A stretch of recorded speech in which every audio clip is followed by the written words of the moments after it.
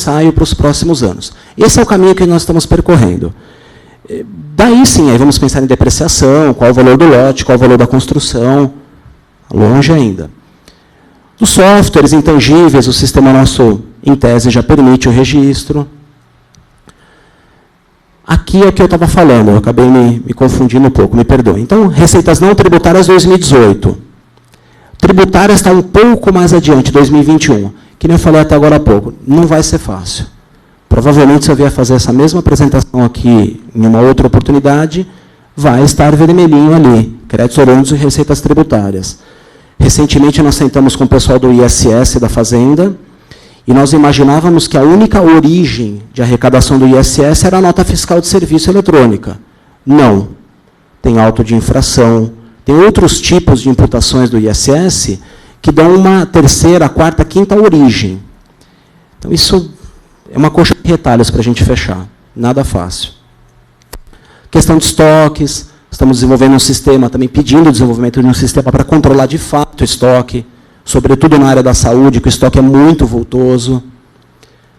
Provisões por competência, temos feito alguma coisinha. Ativos e passivos contingentes em conta de controle, discutindo com a PGM para fazer uma integração com o sistema judiciário, que também é integrado com o sistema do TJ, para acompanhar as ações judiciais. Isso está andando também, não está iniciado.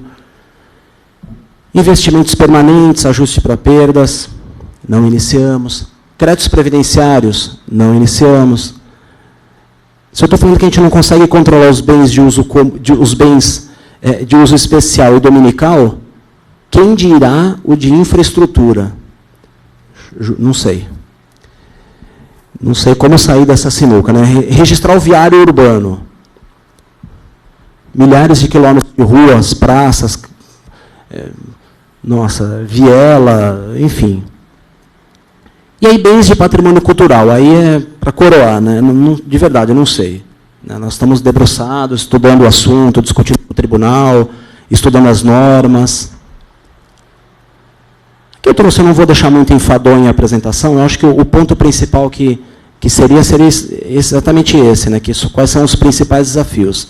Aqui um pouco dos desafios que a gente vive todo dia, né? Então, tem que fazer um fechamento do caixa até o 10º dia útil. A prefeitura movimenta um disponível por volta de 13 bilhões de reais. 700 contas correntes bancárias. Conceito de caixa único. Há um conceito de caixa único, mas nós temos 700 contas. Quem movimenta as contas, a pagadoria.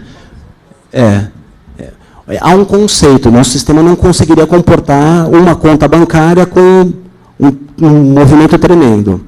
13 bilhões de reais. Então, a gente tem que fechar o caixa até o 10º dia, fecha a receita e o contábil das empresas até o 11º, prefeitura, receita ao 12º, contábil da prefeitura 13º, consolidado geral e o 14º dia o consolidado. Para que tudo isso? Para entregar a matriz de saldo contábil. Então, tem que fechar o balanço da prefeitura.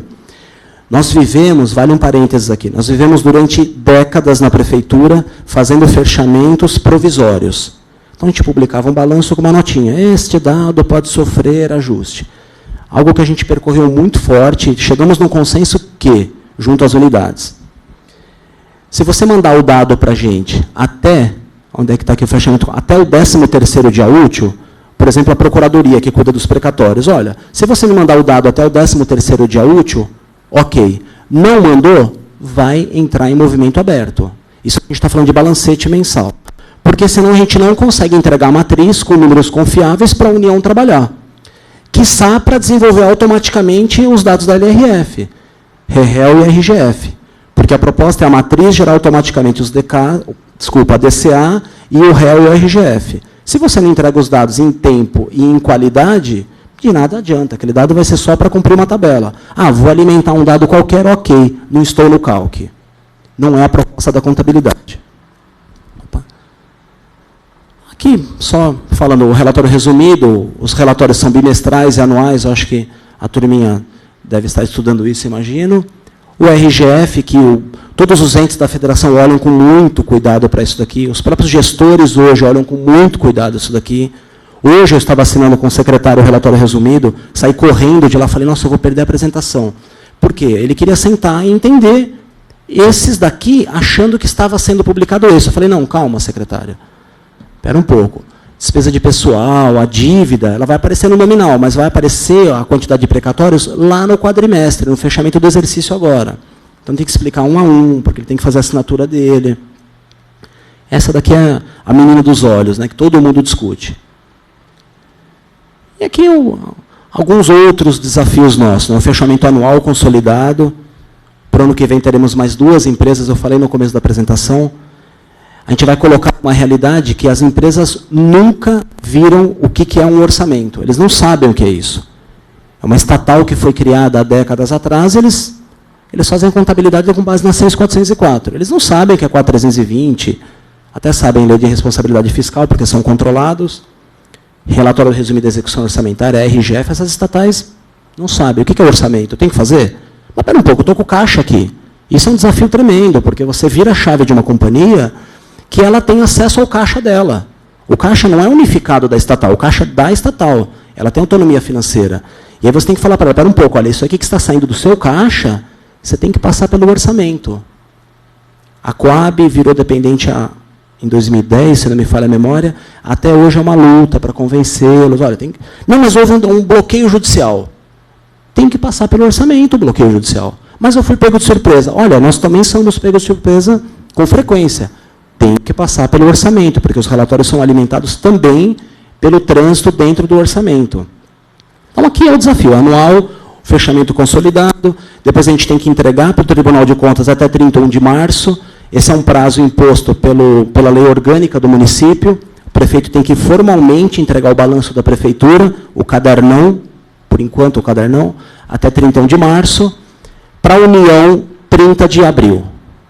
Aí, na sequência, o relator vai votar as contas da prefeitura, sugerir a reprovação ou aprovação, e a Câmara aprova ou reprova as contas, em até 90 dias do parecer prévio.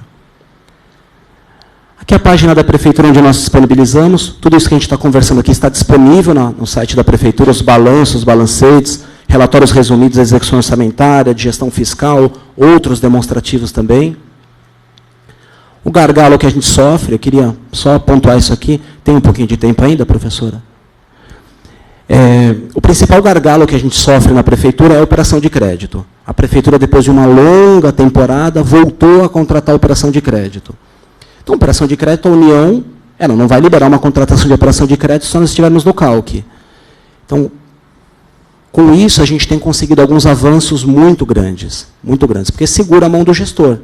Então, o chefe do executivo, olha, preciso contratar uma operação. Foi assinado em Brasília uma operação semana passada para o asfalto, para um recapeamento pesado em São Paulo. R$500 bilhão. Foi assinado R$500 bilhão no dia 21, começa a amortização daqui a 1 ano. Não assinaria esse demonstrativo se a contabilidade não tivesse entregado. REL, RGF, DCA, DECASP, porque estaríamos no CALC. O CALC também tem outros componentes, né? Por exemplo, outro dia mesmo, nós nos deparamos com o SICONV, convênios com o governo federal. Olha, apareceu lá uma questãozinha lá. Bom, foi uma unidade orçamentária daquelas 136 abençoadas que não fez a prestação de contas, que é algo que é patrimonial também, prestação de contas de convênio, seria um passivo. Pim, caiu no CALC. Pronto, inferno na torre, corre para todo lado, chama a secretária aqui para conversar. Isso aconteceu semana passada. Aqui é só uma consideração final, que o grande desafio dos contadores em atividade, por enquanto, no texto maior orçamento do Brasil, é a implantação de todos os procedimentos contábeis patrimoniais, os PCPs, sob enfoque patrimonial, em atendimento às normas atuais de contabilidade pública, exigindo dos profissionais capacidade de apuração, análise, interpretação das transações orçamentárias, financeiras, patrimoniais, não se limitando ao atendimento de questões meramente orçamentárias. Aqui cabe uma reflexão, que os contadores devem enxergar o desafio como uma grande oportunidade de renovação de conhecimentos, ou de resgatar conhecimentos adquiridos anteriormente, buscando aperfeiçoamento profissional. Volto a falar algo que eu falei quando fizemos a apresentação. Trabalhar na Prefeitura de São Paulo, creio eu no Estado também, é algo muito desafiador. A remuneração não é desafiadora, certo, viu? Então, não vale o desafio. mas o tamanho do laboratório que a gente... Oi? Para você achar a motivação. Né? Hoje eu vou levantar de manhã cedo, eu vou lá, mas tudo bem. Mas o tamanho do laboratório que nós estamos dentro, os colegas que conseguem enxergar isso, eu acho que é isso que nos motiva, que faz a gente levantar de manhã cedo, sair de casa e falar, cara, hoje eu vou lá, eu vou discutir aquele crédito a receber IPTU de, sei lá, 14 bilhões de reais. Não, hoje a gente vai discutir a dívida ativa de 145 bilhões de reais. Vamos registrar um passivo por competência de algo próximo de 1 bi. Então, acho que isso acaba motivando, mostrando para o gestor que, olha, como é importante a contabilidade. Muito obrigado, estou à disposição, precisar, perguntas, enfim. Obrigado.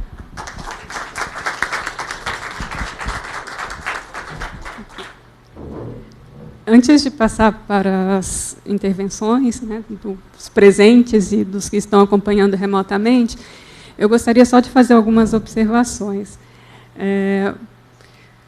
Parece que vocês conversaram e falaram, vou falar até aqui e depois você continua, né? Parece que foi combinadinho. Mas não foi, né? Não foi, pois é. Mas o Gilberto ele trouxe as questões mais do macroambiente, como que isso chega até o ambiente, né, do Estado, com toda a complexidade, são 1.100 unidades gestoras. Então, eu fico brincando que agora, de fato, atuando nas atividades para a implementação dos procedimentos aqui na USP, eu brinco assim, gente, eu não sabia que a USP era uma federação, né? Porque tem quantas unidades, Kleber? Tem 70 unidades aqui. Aí, assim, só que a USP, com as 70 unidades orçamentárias, não gestora, a USP é uma das unidades gestoras, estou certo? Estou certo? Estudei direito, contabilidade pública. Então, ela é uma das 1.100. Assim, é um negócio assim, assustador, né? Quando a gente pensa no tamanho do Estado e quando a gente pensa também no tamanho da Prefeitura de São Paulo. E as discussões, elas acontecem no nível internacional, no nível nacional, até chegar, né, nas questões que foram colocadas, por exemplo, pelo Emerson. Né? Como é que eu faço para poder registrar os 44 mil imóveis que estão sob responsabilidade, né, da Prefeitura? E, na verdade, tem até saber se esses imóveis eles representam realmente ativos, né? Porque tem alguns imóveis que eles podem representar obrigações. Você fica... Porque os imóveis, por exemplo, de herança vacantes, vinham para a USP, agora estão indo para a Prefeitura. Então, o nosso estoque, né, de desafios, né, diminuiu, mas está aumentando lá. Foi para alguém, né? Foi para alguém, né? Então, só para pegar este exemplo, né, da dificuldade que é fazer contabilidade aplicada ao setor público. Né? Quando a gente pega o balanço de uma estatal que é enorme, que fala, nossa, o balanço da Petrobras, quantas páginas, né?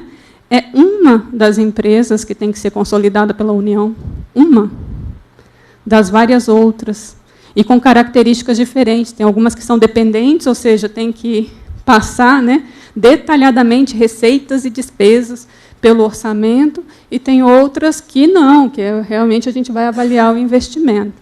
E aí, pegando mais um exemplo aqui, quando a gente fala de receitas no setor público, há uma semana atrás, nós estávamos analisando, nós do Grupo Assessor, eu sou membro do Grupo Assessor, que é um grupo consultivo que elabora as minutas de normas brasileiras aplicadas ao setor público. E nós também fazemos o acompanhamento dos projetos que estão sendo discutidos no âmbito do IPSASB, que é o organismo que emite as normas internacionais que estão sendo adotadas aqui no país.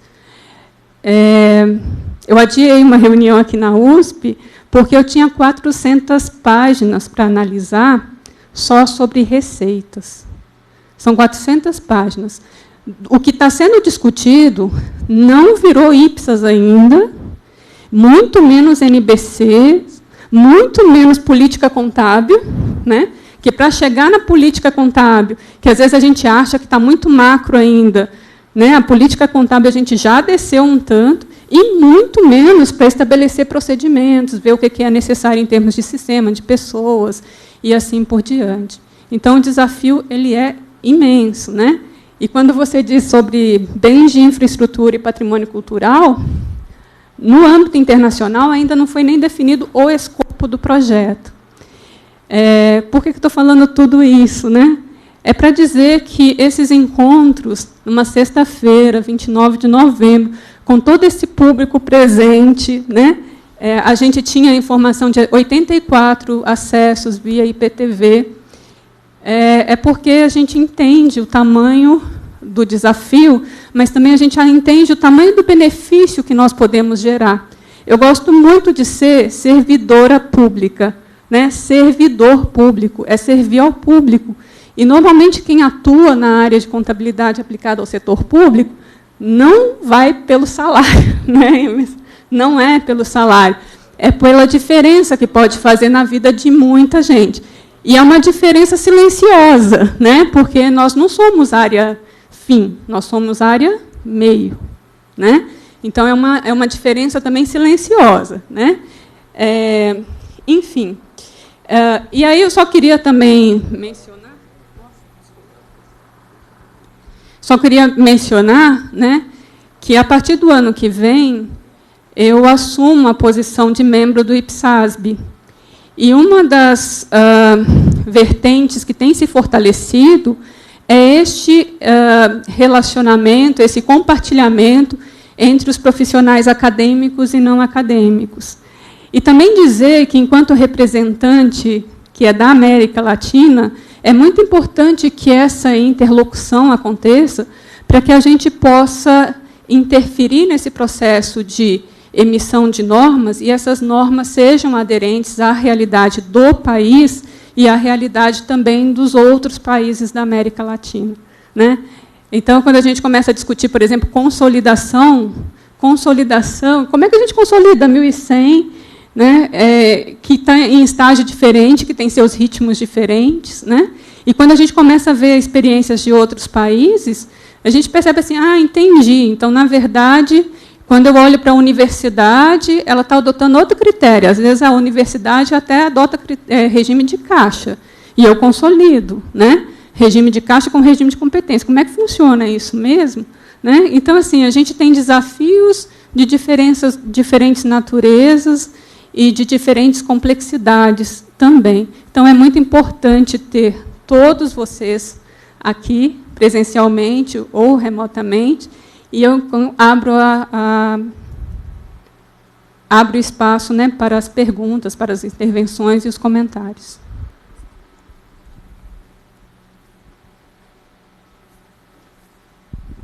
Eu pediria que vocês se apresentassem, dissessem o nome e a entidade a que estão vinculados, por gentileza.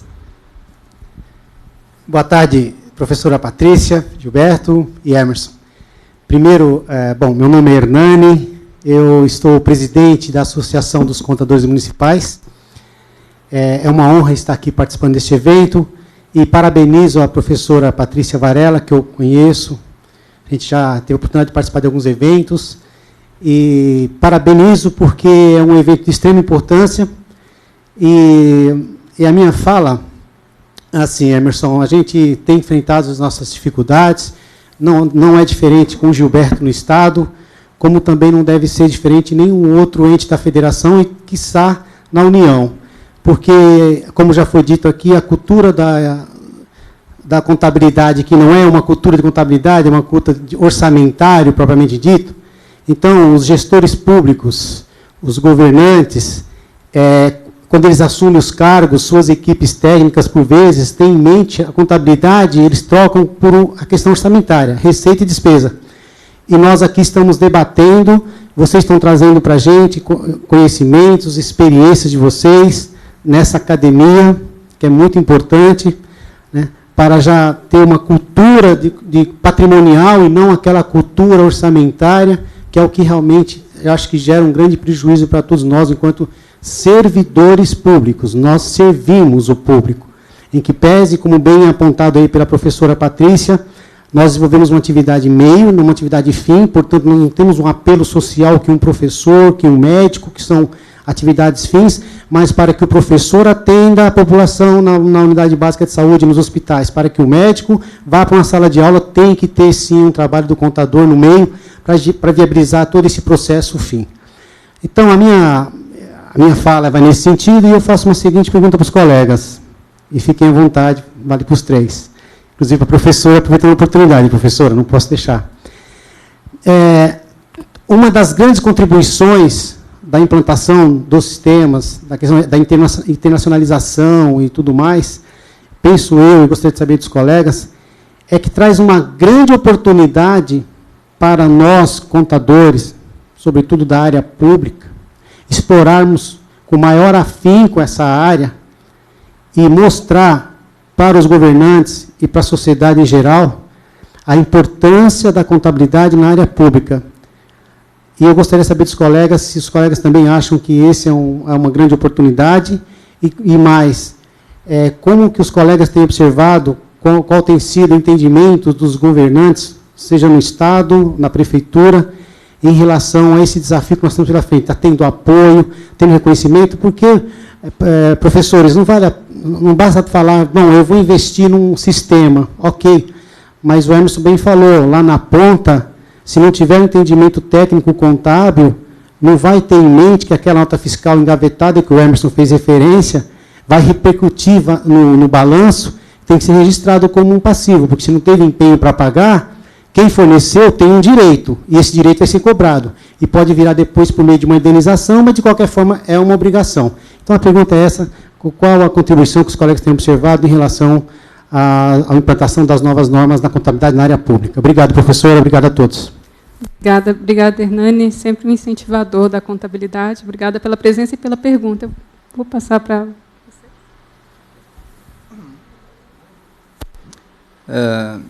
Então, Hernani, muito boa a sua fala, né? A questão da valorização da carreira de contador público, né? Como a gente falou, é um grande desafio, assim como o Emerson considerou também na fala dele, né? As estruturas de contabilidade, não só em todos os entes da federação, na verdade, né?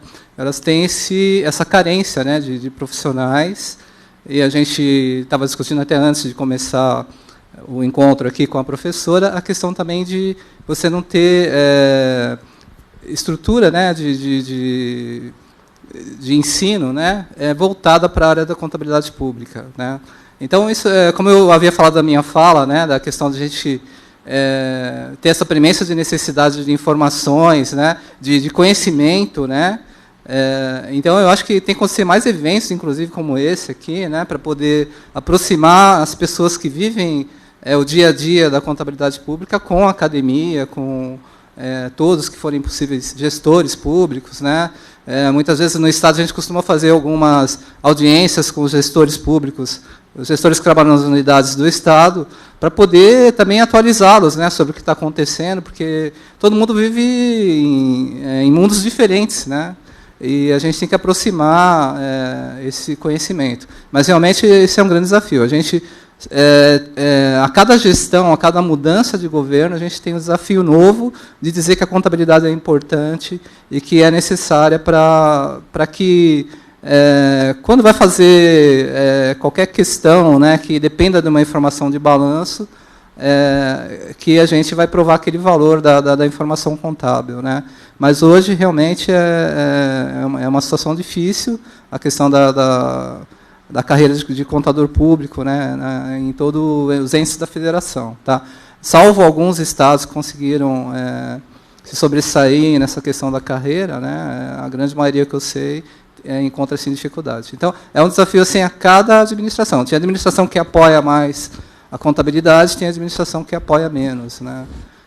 Aí vai valer também da forma como o gestor da contabilidade, contador, né, a gente também desenvolve o relacionamento com as altas esferas do governo, tá? Tem governo que tem mais recepção, né, para estar mais próximo das apresentações do relatório, que nem o Emerson falou, né? Tem secretário de Fazenda que tem interesse em conhecer o detalhe de uma informação de um relatório de lei de responsabilidade. Tem outro que só assina e tudo bem, né? Então, isso também varia muito, né? Varia muito. A ideia é a gente procurar um caminho para fazer com que isso aconteça, que realmente seja valorizado, tenha um valor maior a questão da carreira de contabilidade pública. Bom, Hernani, pergunta boa mesmo. Eu acho que a gente tem que começar a fazer uma reflexão enquanto contador público. A gente discute na prefeitura que a nossa carreira tem 500 vagas. Nós somos em 141 contadores na administração direta, para cuidar de 136 unidades. Só que a gente tem que agrupar uma grande parte desses contadores na fazenda, porque é lá onde nós fazemos o balanço, onde a gente mexe com a coisa. A gente tem que, eu fico imaginando o seguinte, que não adianta a gente querer voltar em velhos conceitos e falar, puxa, mas se a gente tivesse 500 contadores, a gente vai conseguir se valorizar, nós vamos ter uma força. Eu fico imaginando, eu fico pensando com os colegas lá, que hoje, como eu falei que a gente sofre de uma atrofia, a gente está soterrado em trabalho, de fato a gente não consegue se colocar enquanto profissional. Por mais que a gente tente, a gente não consegue. O dia hoje na prefeitura, eu não consigo, né? Eu vou discutir sim com o secretário, eu tenho que explicar para ele, mas da forma com a qual eu gostaria, eu não consigo ainda. De mergulhar no número, estudar, propor, questionar o número, às vezes até na União, a gente não consegue ainda. Então, eu acho assim, com novas tecnologias, com o avanço de outras questões, com a facilitação de processos, a gente precisa, sim, sair desse soterramento de processos e subir um nível. E para um nível gerencial. A contabilidade ela está com a informação. A gente pega a informação, a gente não constrói um número, a gente pega a informação de diversas áreas, absorve essa informação e entrega para um terceiro fazer um bom uso dela. Mas não é raro a contabilidade, pelo menos no município, ser chamada, às vezes, para algumas mesas de reunião para debater o número. Escuta, mas por que a dívida? Por que esse movimento aqui do resultado nominal? Por que o primário afeta o nominal, a dívida? O que está acontecendo com a dívida? Será que isso aqui realmente é dívida? Por que isso